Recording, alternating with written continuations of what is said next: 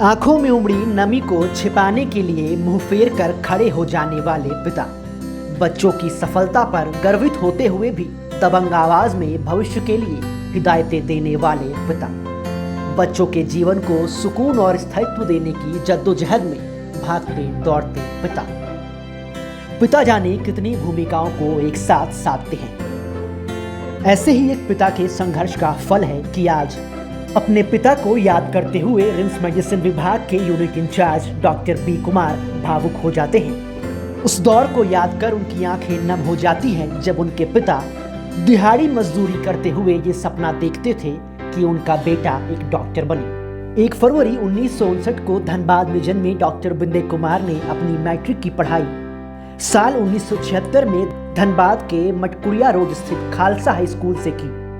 पिता के सपने को पूरा करने के लिए उन्होंने जी तोड़ मेहनत की और मैट्रिक में जिले में सेकेंड टॉपर के रूप में उभरे। 1978 में पटना के साइंस कॉलेज से इंटरमीडिएट की पढ़ाई पूरी करने के बाद पटना मेडिकल कॉलेज से 1984 में एमबीबीएस किया, जिसके बाद पटना मेडिकल कॉलेज से 1989 में एमडी मेडिसिन किया। 1990 में खरसावां के कुचाई पीएचसी में बतौर चिकित्सक डॉक्टर बिंदे ने अपना योगदान दिया। 6 साल तक इस पीएचसी में काम करने के बाद 1996 में रिम्स आ गए और अब रिम्स के मेडिसिन विभाग में बतौर यूनिट इंचार्ज अपनी सेवा दे रहे हैं। सिद्धांत और आदर्शों की जो नींव डॉक्टर बिंदे के पिता ने उनमें डाली थी, उससे सीख लेते हुए डॉक्टर बिंदे कुमार ने अपनी एक बेटी को डॉक्टर बनाया तो दूसरी को इंजीनियर। फादर्स डे के इस मौके पर ये दोनों बेटियां भी अपने पिता के संघर्ष को सलाम करती हैं। बचपन से पापा ने हमेशा बताया है हमें कि उन्होंने कितने कठिनाइयों का सामना करके पढ़ाई की। उनका 10th का 12th का एग्ज़ाम उन्होंने घर पे इतनी कठिनाइयाँ होने के बावजूद टॉप किया अपने डिस्ट्रिक्ट में। तो उसके बाद पटना गए, वहाँ भी हर चीज़ में एक्सेल किया है। तो हमें बहुत ही गर्व महसूस होता है ऐसे घर से और इस पीढ़ी को बढ़ाने के लिए। तो हम लोग भी अपनी तरफ से चाहते हैं कि हम लोग पूरी मेहनत करें और अपना पापा का नाम रोशन करें आगे। नहीं, हम जब बचपन से ही हमारे फादर ने हमें यही सिखाया है कि इतना एजुकेटेड बनो और इतने अपने पैरों पे खड़े रहने के लिए, ताकि हम कभी आगे जाके किसी पे डिपेंडेंट ना रहे। तो इसी दिशा पे मैं और मेरी बहन हमेशा हम अच्छे से पढ़ाई करते थे और हमने कभी ऐसा महसूस नहीं किया कि हमें घर से सपोर्ट नहीं है। हमें मतलब पढ़ाई के लिए या किसी चीज़ के लिए भी जो भी ज़रूरत था वो हमेशा हमें मिला है।